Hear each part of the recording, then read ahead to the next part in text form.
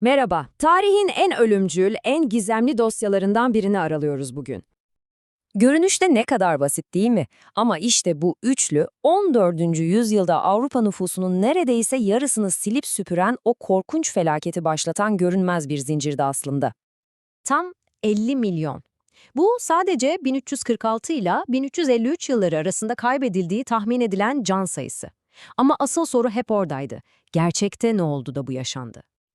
Bu davayı çözmek için işe önce katili, yani yüzyıllarca kendini gizlemeyi başaran o mikroskobik şüpheliyi teşhis etmekle başlamalıyız.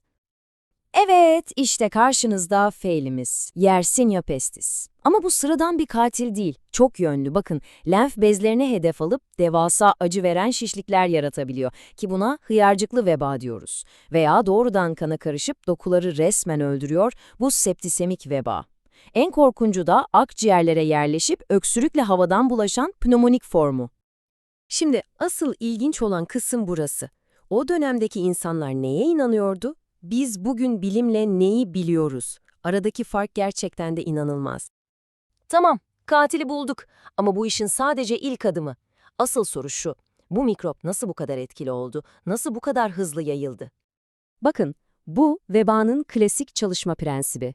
Her şey enfekte bir kemirgeni ısıran bir pireyle başlıyor. Sonra bakteriler pirenin midesinde öyle bir çoğalıyor ki pireyi adeta canlı bir biyolojik silaha çeviriyor. Açlıktan gözü dönen pire de en sonunda bir insanı ısırıyor ve o ölümcül yükü olduğu gibi yaraya kusuyor. Yani kemirgenden pireye, pireden insana. Ölümcül bir zincir. Ve işte işin en kritik noktası da bu zaten. Vebanın tek bir numarası yoktu. Birden fazla saldırı rotası vardı. Bu da onu durdurmayı neredeyse imkansız hale getiriyordu. Peki bu katil kıtayı nasıl bu kadar hızlı gezdi?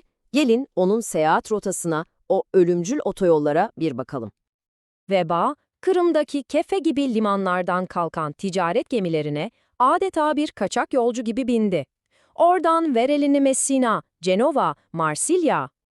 Yani Ortaçağ Avrupa'sını zenginleştiren o can damarı olan ticaret yolları bir anda kıtanın felaketini taşıyan ölümcül vektörlere dönüştü. Yüzyıllar boyunca bu büyük salgının tam olarak nereden başladığı hep bir sır olarak kaldı. Ta ki modern bilim o dumanı tüten silahı bulana kadar. Bilim insanları adeta kara vebanın sıfır noktasını, her şeyi ateşleyen o ilk kıvılcımı bulmak zorundaydı. Ve soruşturma onları tam da buraya, Orta Asya'ya getirdi. Çünkü burada veba Avrupa'yı yerle bir etmeden yıllar önce kayıtlara geçmiş alışılmadık sayıda ölüm vardı. İşte bu yazıt, bu her şeyi değiştirdi. Bu mezar taşı bilim insanlarına hem net bir tarih hem de bir ölüm nedeni veriyordu. Salgın hastalık. Bu, daha derine inmek için ihtiyaç duydukları somut kanıttı. Ve işte büyük an, genetik analizler. Kurbanların dişlerinden alınan DNA, bütün kara veba salgınlarının ortak atası olan o ilk, o orijinal türü ortaya çıkardı. Yani bu pandeminin adeta büyük patlama anıydı. Davayı çözdük. Bu da bize artık salgının uzun vadeli etkilerini daha iyi anlama ve o inatçı efsaneleri bilimsel gerçeklerden ayırma imkanı veriyor. Burada toplumun bu korkunç travmadan nasıl dersler çıkardığını görüyoruz. Mesela bugün bile kullandığımız karantina gibi halk sağlığı önlemleri işte o günlerin acı tecrübeleriyle geliştirildi. İlk miti hemen çürütelim. Her şeyin suçlusu farelerdi. Hayır, bu eksik bilgi. Fareler işin içindeydi ama asıl kilit oyuncu pirelerdi. Hatta insan parazitleri ve doğrudan insandan insana bulaşma da denklemin önemli bir parçasıydı. Çok daha karmaşık bir sistemden bahsediyoruz. Bir diğer yaygın inanış, kötü hava ya da ilahi bir ceza yüzünden oldu.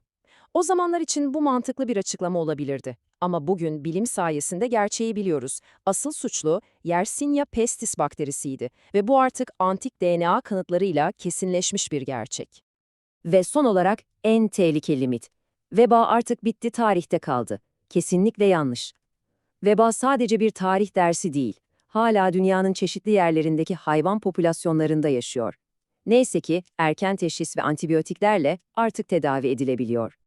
Yani dönüp baktığımızda gördüğümüz şey şu: kara veba tek bir sebebin değil, bir ekoloji ve ağlar hikayesinin sonucuydu.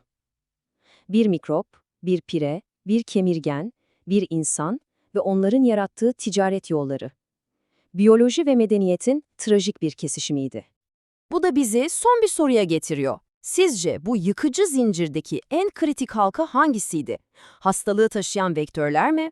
O dönemin kalabalık şehir yapısı mı? Yoksa her şeyi birbirine bağlayan ticaret ağı mı? Düşüncelerinizi yorumlarda merakla bekliyoruz.